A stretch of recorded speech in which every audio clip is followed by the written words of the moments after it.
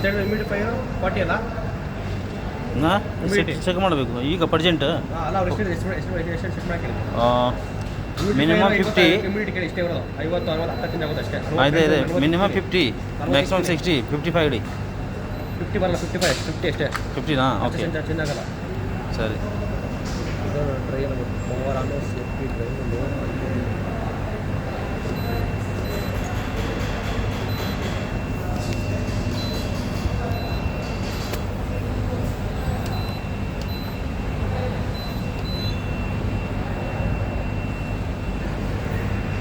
ಇಷ್ಟೇ ಸರ್, ಇನ್ನೇನಿಲ್ಲ.